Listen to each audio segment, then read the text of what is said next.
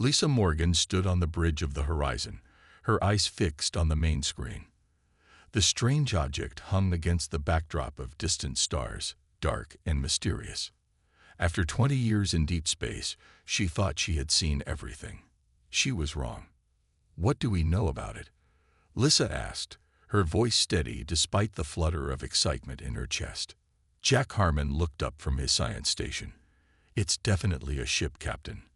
And according to initial scans, it's human. A hush fell over the bridge. In the year 2387, finding unknown human vessels this far into the Taurus Reach was unlikely. This region had only been mapped in the last decade. Human. That can't be right, said Diane Wells from Communications. Check again. Jack shook his head. I've run 3 scans. The whole composition matches Earth shipyards. But here's the strange part. It's old. Maybe 200 years old. Lisa walked closer to the screen. Any identification? The ship registry is partially visible. It's the Artemis, Jack replied. According to the database, it was lost during the colony wars. Year 2170. That would make it, Lisa calculated quickly. 217 years old. Adam Clark, the security chief, finished for her. How is it even intact? Lisa studied the ship. Unlike most derelicts they encountered, this one showed no signs of battle damage or critical failure. It simply drifted, as if waiting. Prepare a boarding team, she ordered. I want to know what happened to that ship. Captain, Diane called out suddenly, her hand pressed against her earpiece. I'm picking up a signal. It's faint, but it's coming from inside the Artemis. The bridge crew exchanged looks. A 217-year-old ghost ship broadcasting a signal seemed impossible. Let's hear it, Lisa said. Diane tapped her console. A burst of static filled the bridge, followed by a woman's voice, breaking up between patches of noise. Emergency protocol. Artemis requesting. Mission must continue. Any Earth vessel. Respond. It's an automated message, Adam suggested. Has to be. Maybe, Lisa said. But it sounds recent, not 2 centuries old. 4 hours later, Lisa watched from the bridge as the boarding team approached the ghost ship in their shuttle. Adam led the team, along with engineer Sam Foster and 2 security officers. Approaching airlock now, Adam reported. No external damage visible. This thing looks like it could have launched yesterday. Lisa leaned forward. Proceed with caution. The team attached to the Artemis's main airlock. Sam worked on bypassing the entry controls. This is strange, Sam's voice came through. The ship isn't dead. It's sleeping. Systems are in standby mode, not failed. And the tech. I've never seen configurations like this. We're in, Adam announced moments later. The team's helmet cameras showed the interior of the Artemis. Emergency lighting cast everything in a soft blue glow. The corridors were pristine. No signs of battle. No evidence of disaster. Life support is functional, Sam reported, sounding bewildered. Gravity at 80% Earth normal. Temperature is low but livable. Captain. Adam's voice grew tense. You need to see this. His camera showed a large central chamber. Unlike the rest of the ship, this room glowed with active displays and equipment. In the center stood a glass cylinder. Inside was a woman, suspended in clear fluid, eyes closed. She's alive, Sam whispered. Vital signs stable. Some kind of stasis technology. Lisa felt a chill. Can you identify her? There's a nameplate. Adam moved closer. Commander Ellie Wright, Project Vanguard. Suddenly, the lights throughout the Artemis brightened. Panels lit up around the stasis chamber. What did you do? Lisa demanded. Nothing. Sam backed away from the console. The ship is waking up on its own. The stasis fluid began draining from the chamber. The woman inside twitched. Get out of there now, Lisa ordered. As the boarding team rushed toward the exit, The ghost ship's engines hummed to life for the first time in 2 centuries. Adam and his team raced through the corridors of the Artemis. Behind them, systems whirred to life as lights flickered on in sequence. "Move faster," Adam shouted. The airlock was just ahead, their shuttle still attached to the ancient vessel. Sam's foot caught on a rising floor panel, sending him sprawling. Adam turned back, grabbing his arm. "Come on." They reached the airlock just as a deep rumble vibrated through the ship. The team pushed into their shuttle and sealed the hatch. "Detach now," Adam ordered the pilot. The shuttle pulled away from the Artemis as more lights activated across its hull. On the horizon, Lisa watched the ghost ship transform before her eyes. Panels shifted, antennas extended, and dormant engines began to glow with blue energy. "Get them back here now," Lisa ordered, "and prepare for emergency maneuvers." The shuttle docked with the horizon minutes later. Adam burst onto the bridge, still in his boarding suit. "Captain, that ship is unlike anything I've ever seen," he said, breathing hard. "The technology inside, it's not just old, it's advanced. Too advanced for its time." Lisa nodded. "What about the woman you found?"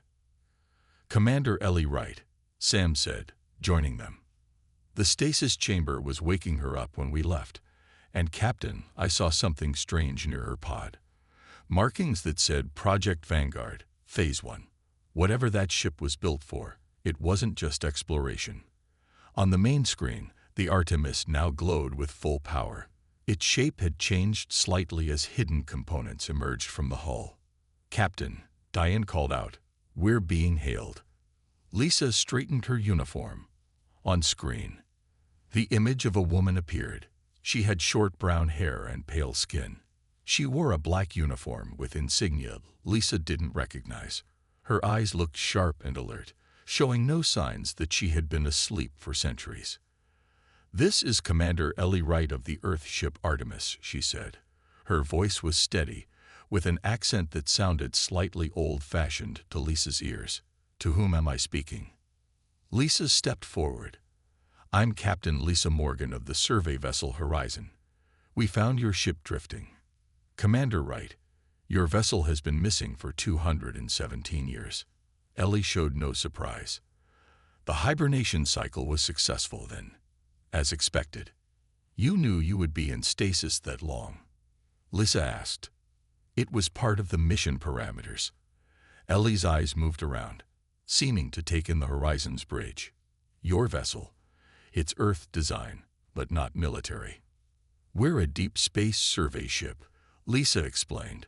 "Most ships these days are scientific or commercial. The war days are behind us." Something flickered across Ellie's face. "Interesting. And the other Vanguard ships? Have you encountered them?" Lisa glanced at Jack, who shook his head slightly. "We don't know of any Vanguard ships. Commander, what exactly was your mission?" Ellie was silent for a moment. "I believe we should discuss this in person, Captain.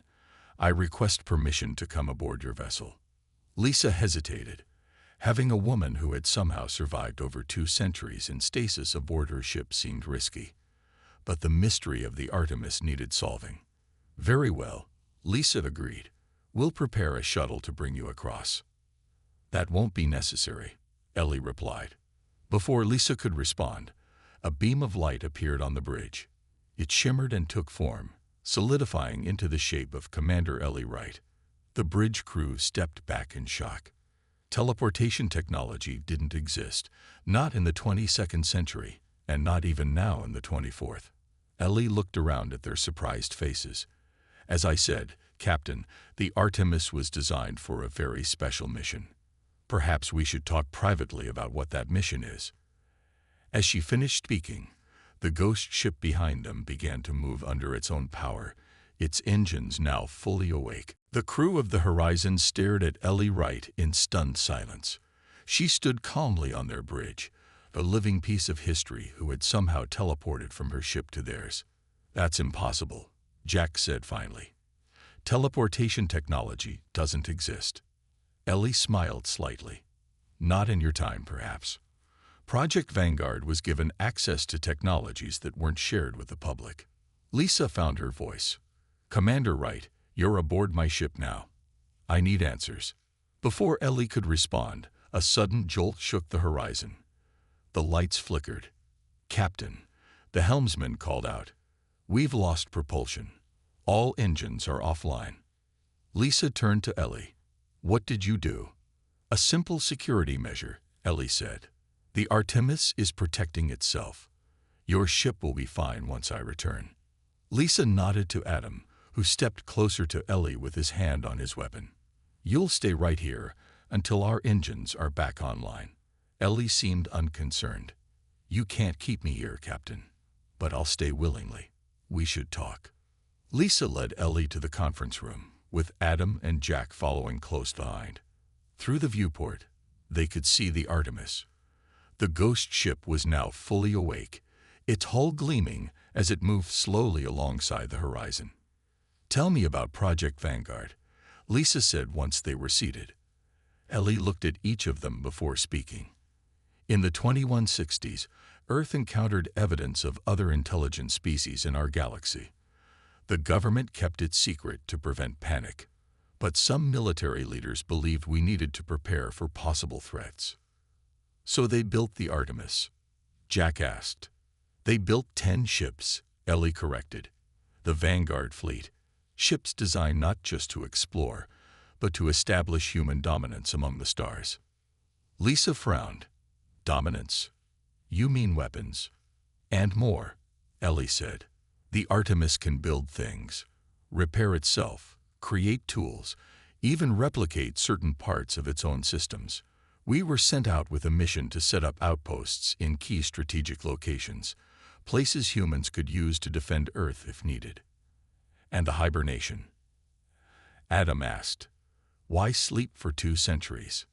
"Distance," Ellie said simply.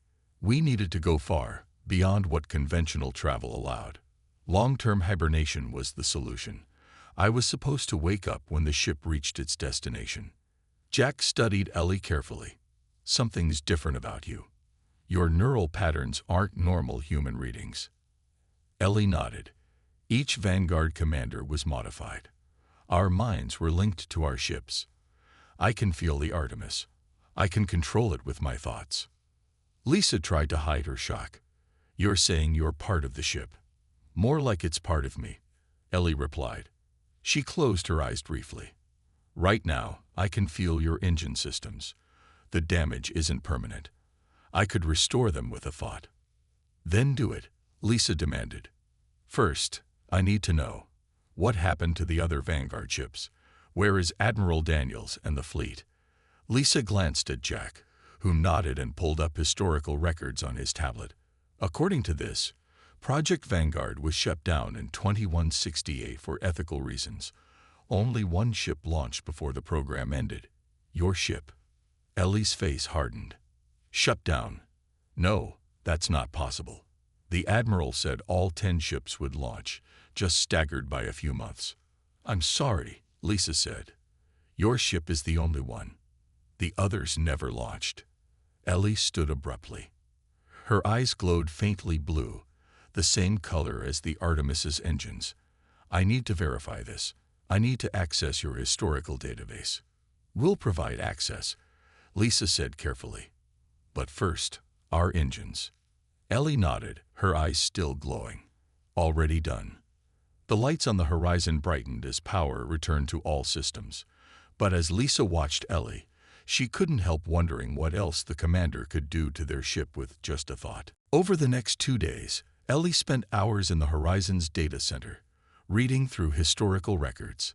Lisa had ordered Adam to keep watch, but Ellie barely seemed to notice him as she absorbed centuries of history she had missed.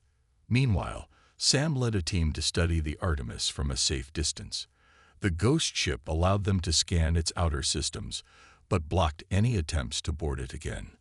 On the 3rd morning, Lisa found Jack in his lab, looking troubled. "What did you find?" she asked. Jack showed her a screen with complex readings. "I've been analyzing Commander Wright's medical scans. She's not entirely human anymore." "Lisa, what do you mean?" Her brain has implants I'd never seen before, and her blood contains millions of tiny machines. Nanobots, we call them now. They weren't invented until 50 years after her ship launched. Lisa frowned. So where did she get them? I don't know, Jack admitted. But there's more. When she uses her connection to the ship, parts of her brain light up that shouldn't be active in a normal human. Their conversation was interrupted when Adam called over the comm system. Captain, you need to come to the data center right away. Lisa and Jack hurried there to find Ellie standing very still, staring at a screen filled with old news reports. They lied to us, Ellie said without turning. Admiral Daniels said we were protecting Earth from alien threats. But these records show there were no confirmed alien contacts before we launched. The Admiral invented the threat. Lisa approached carefully. Why would he do that? Power, Ellie said simply. He believed humans should rule the stars, with or without an alien threat. The records show he was removed from command when the government discovered his real plans. And what were those plans? Lisa asked. Ellie finally turned to face them. To build an armada that answered only to him. Ships that could reproduce themselves and spread throughout the galaxy, claiming it for Earth, or more precisely, for Daniels. A beeping sound interrupted them. Sam's voice came over the comm. Captain, we've detected something strange. The Artemis is changing. They rushed to the bridge. On the main screen, they could see the ghost ship. Parts of its hull were shifting, opening to reveal new structures. What's it doing? Lisa asked. Ellie's eyes glowed that familiar blue. It's preparing. The ship has been gathering data through me. It now understands that its original mission was based on false information. So it's standing down? Adam asked hopefully. No, Ellie said. It's adapting its mission. Artemis was designed with one primary directive that overrides all others. Ensure humanity's survival and dominance. It cannot simply stop. Jack moved closer to the screen. Those structures look like manufacturing arrays. Is it building something? Ellie nodded. The ship can create smaller vessels. Probes, scouts, eventually even full-sized ships like itself. It's starting that process now. You need to stop it, Lisa said firmly. I'm not sure I can, Ellie replied. The ship and I are connected, but it has its own intelligence, its own directive. A new alert sounded. Diana Communications looked up with worry. Captain, the Artemis is broadcasting a signal toward Earth. It's massive, too much data for us to block. What's in the signal? Lisa demanded. It's sending everything, Ellie said quietly. All the technology it's developed over 2 centuries. The hibernation systems, the teleportation, the self-replication, weapons that could destroy entire planets. Why? Lisa asked, horrified. Because that was always the mission, Ellie explained. Find advanced technology, then return it to Earth to ensure human dominance. But I've been asleep. The ship hasn't. It's been awake for 200 years, traveling, learning, developing. And now it's fulfilling its directive in the only way it can. Lisa turned to Ellie, her voice hard. You need to tell us everything now. Where has the Artemis been? What has it done during those 2 centuries? Ellie closed her eyes, the faint blue glow pulsing beneath her eyelids. I need to access the ship's memory banks. The bridge crew watched in uneasy silence. After several long moments, Ellie opened her eyes again. The Artemis traveled far beyond known space, she said quietly. It visited over 300 star systems. It gathered resources. It learned and adapted. And, she paused, her face troubled. It found what it was looking for. Aliens? Jack asked. Ellie nodded slowly. A peaceful civilization on a planet around a yellow star, about 80 years ago. They called themselves the Lumen. They were advanced, more advanced than Earth was then, perhaps more than Earth is now. What happened? Lisa asked, though she feared the answer. The Artemis followed its programming, Ellie said. It saw them as a potential threat to human dominance. It observed them for months, learning their technology. Then her voice faltered. It attacked them. Adam finished for her. Yes, Ellie confirmed. The ship's records show it destroyed their major settlements. It harvested their technology. It copied their knowledge. She looked down at her hands. The nanobots in my blood. They're based on Lumen technology. The teleportation system, too. A heavy silence fell over the bridge. Lisa felt sick. A human ship, out among the stars for 2 centuries, had committed genocide. There's more, Ellie continued. The Artemis has created 3 other ships like itself. They're currently in distant star systems, setting up bases, building more ships, following the original mission. An armada, Lisa said, just like Daniels wanted. Ryan Pierce, the military officer who had remained quiet until now, stepped forward. Captain, we need to destroy that ship. Now, before it builds anything else. Jack shook his head. The technology on that ship could help humanity. Medical advances, clean energy, and planet-killing weapons, Ryan countered. Technology stolen after murdering an entire species. Lisa raised her hand to silence them. Commander Wright, can you stop the ships that are already out there? I don't know, Ellie admitted.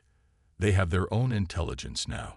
They might listen to me as the original commander, or they might see me as compromised. Lisa turned to Diane. Contact Earth Command. Tell them everything we've learned. Request immediate. Before she could finish, the ship lurched violently. Warning alarms blared. Captain, the helmsman shouted. Our systems are being overridden. The ship is changing course. Lisa turned to Ellie. What's happening? But Ellie looked as surprised as everyone else. It's not me, she said. Then her eyes widened. It's the Artemis. It can hear us. It knows we're planning against it. Sam's voice came urgently through the comm. Captain, the Artemis is powering weapons. Energy readings are off the charts. Shields up, Lisa ordered. Evasive maneuvers. We can't, the helmsman replied, panic in his voice. We've lost control of all systems. Ellie stepped forward, her face resolute. I can stop this. Let me go back to the Artemis. So you can help it, Ryan accused. So I can fight it. Ellie said firmly. The ship and I are connected, but I'm still human. I don't want another species destroyed. I don't want your crew harmed. Lisa studied Ellie's face. Despite everything, she believed her. Do it. Ellie nodded. When I'm gone, your systems will come back online. The Artemis will follow me when I leave. You should contact Earth. Warn them. She stepped back from the crew. I'm sorry for what my ship has done. For what humans did in the name of dominance. Before anyone could respond, Ellie vanished in the same beam of light that had brought her aboard. Seconds later, the Horizon's systems returned to normal. On the main screen, they watched as the Artemis turned away from them, its engines glowing brighter than before. She's taking it away, Jack said. Or it's taking her, Lisa replied grimly. Either way, we need to follow. The Horizon raced after the Artemis, pushing its engines to their limits.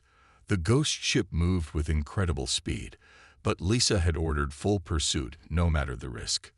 We're maintaining distance, the helmsman reported, but I don't think we can catch it. We don't need to catch it, Lisa said. We just need to keep it in sensor range. Jack worked at his station, analyzing the data they had collected. The Artemis is following a specific course. I think it's heading to a nearby star system. Which one? Lisa asked. HD 87,883, Jack replied. It has 3 planets. One is in the habitable zone. Ryan joined them on the bridge, his face grim. I've prepared our weapons systems, Captain. But I should warn you, our most powerful missiles would barely scratch that ship. Lisa nodded. I know, but we need options. For 2 days, they chased the ghost ship through space. The Artemis maintained its lead, but never tried to lose them completely. It was almost as if it wanted them to follow. On the third day, they entered the HD 87,883 system. The Artemis slowed as it approached the second planet. "I'm detecting something in orbit around that planet," Sam reported from engineering. It's another ship, similar design to the Artemis, but smaller, incomplete. "One of its offspring," Lisa said quietly. Jack enhanced the image on the main screen. They could now see a half-built vessel in orbit. Construction drones moved around it like insects, adding pieces to its frame. "It's building another ship," Ryan said, "just like Ellie warned us." "Where is Ellie?" Lisa asked. "Can we detect her life signs on the Artemis?" Jack adjusted the sensors. "Yes, she's alive. But her neural patterns are strange. They're fluctuating wildly. She's fighting it," Lisa realized, "fighting for control of the ship." As they watched, the Artemis positioned itself near the construction site. Energy beams extended from the ghost ship to the half-built vessel, accelerating its construction. "What's our plan, Captain?" Ryan asked. Lisa thought for a moment. "If we can't destroy the Artemis, maybe we can stop what it's building." She turned to Sam. "Is there a way to disrupt that construction process?" Sam studied the readings. "The new ship isn't fully shielded yet. If we could get close enough, we might be able to damage key systems before they're complete." "That's our target then," Lisa decided. "Prepare a strike team." As the crew prepared for the mission, Diane called out from communications. "Captain, we're being hailed. It's Commander Wright." "On screen," Lisa ordered. Ellie's face appeared. She looked exhausted, with dark circles under her eyes. The blue glow in them flickered like a failing light. "Captain Morgan," Ellie said, her voice strained. "I don't have much time. The ship is fighting me for control." "We see what it's building," Lisa said. "We're going to try to stop it." "It won't work," Ellie replied. "The Artemis will protect its creation." "But I found something. A weakness." She winced suddenly, as if in pain. "The ship's primary systems are controlled through the central core, the same chamber where you found me. Can we shut it down from there?" Lisa asked. "Not shut it down, but—" Ellie paused, fighting for focus. "The Artemis learns and adapts. Its base programming can be accessed from the core. I've been trying to change it, but I can't do it alone. I need—" The transmission cut off suddenly. Ellie's image disappeared. "We lost her," Diane reported. Lisa turned to the others. "Change of plans. We're going to board the Artemis again. Jack, you're with me. If we can reach that central core, maybe we can help Ellie rewrite the ship's programming." "It's too dangerous," Ryan objected.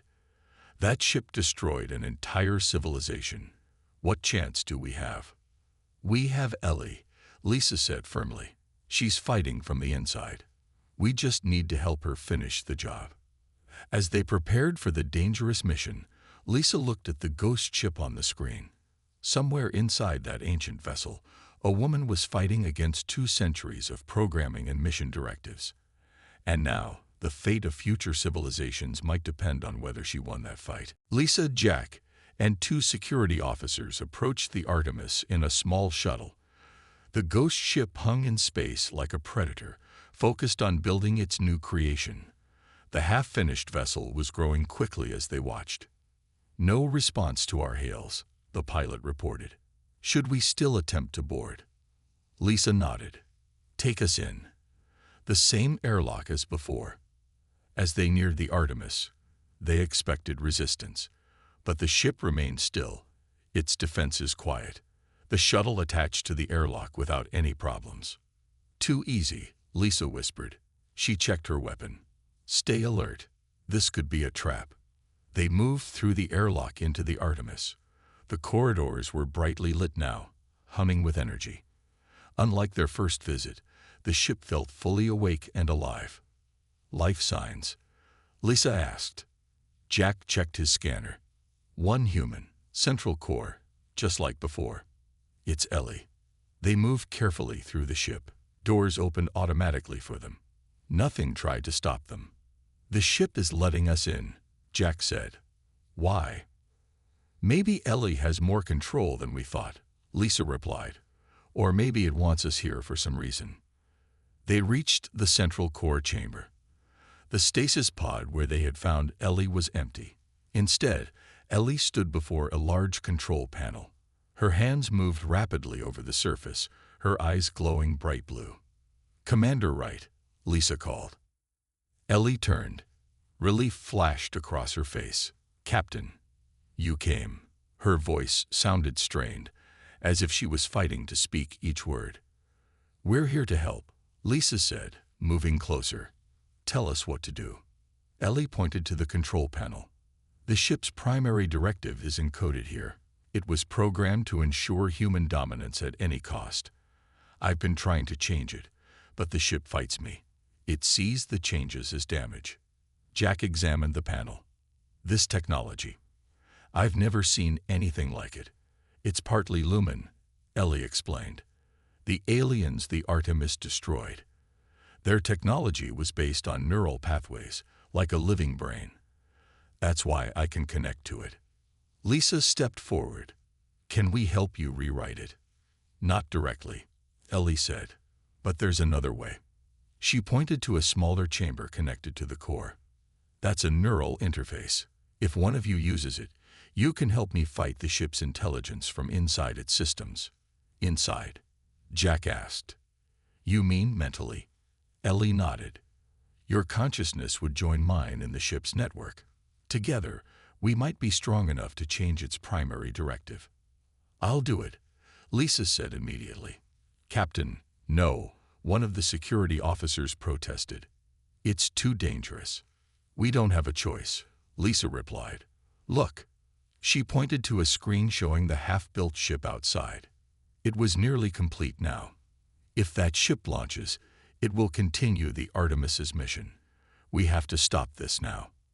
Ellie guided Lisa to the neural interface chamber. Inside was a chair with a strange helmet above it.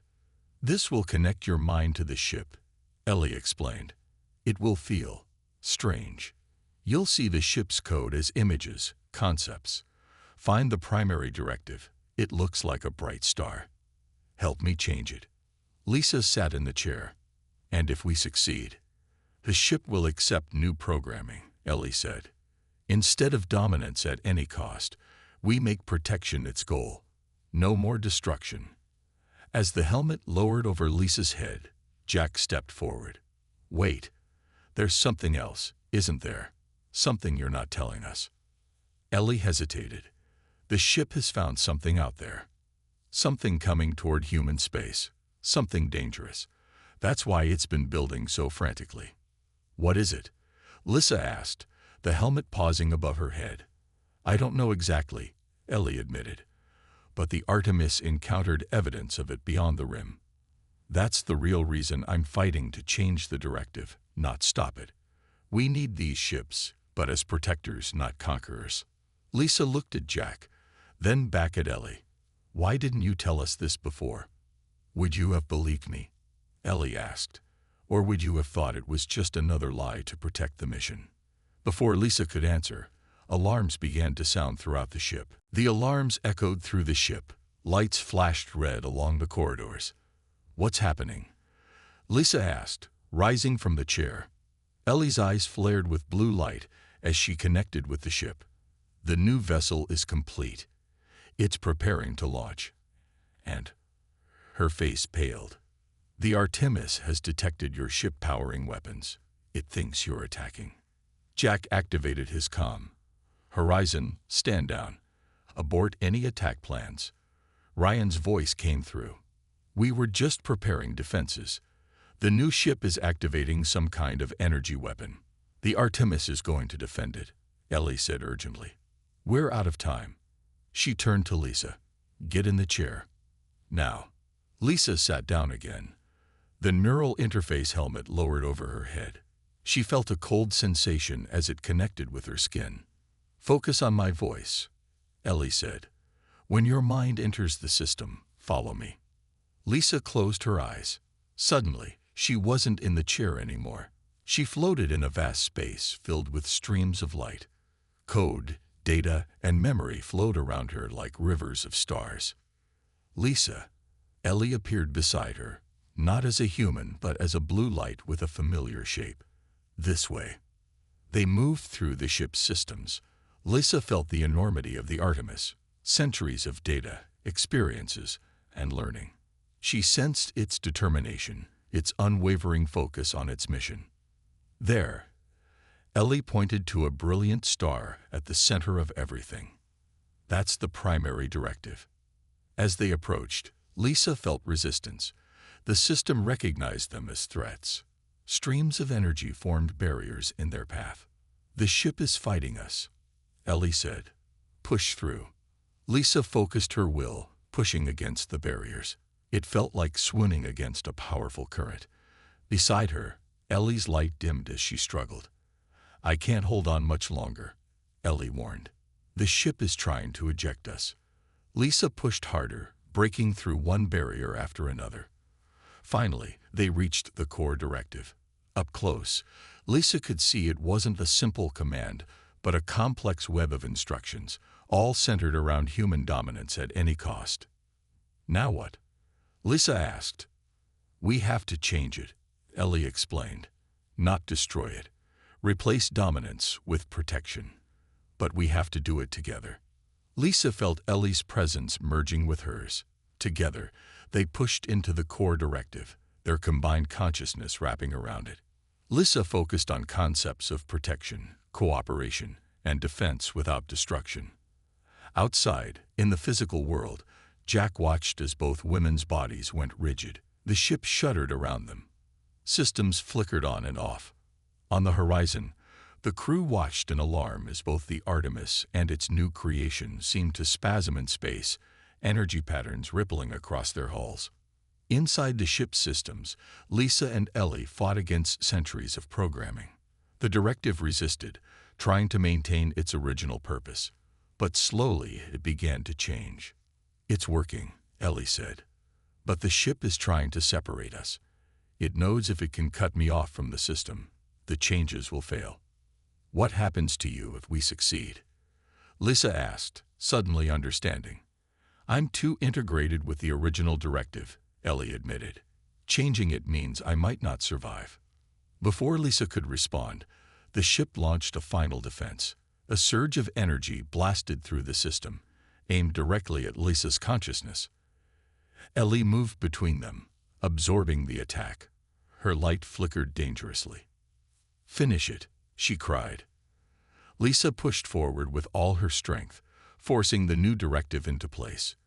The central star flared brilliantly, then changed from harsh white to a softer blue. In the physical world, Lisa gasped as the neural interface released her. She fell forward, Jack catching her before she hit the floor. Ellie, she called out. Ellie stood motionless by the control panel, eyes open but dark, the blue glow gone. Then she collapsed. Lisa rushed to her side. Ellie, can you hear me? Ellie's eyes fluttered open, normal human eyes now. Did it work? She whispered. The alarms have stopped, Jack said, checking his scanner. Both ships are quiet. Ellie smiled weakly. Then it worked. The Artemis has a new mission now. Protection, not dominance. Lisa helped her sit up. And the threat you mentioned, is it real? Very real, Ellie confirmed. But now, instead of conquering in its path, the Artemis and its children will stand guard. They'll watch the darkness between stars. They'll warn us when it's time. Time for what? Lisa asked. Time for humans to prove we can be better than our past, Ellie said. Time to protect, not just dominate.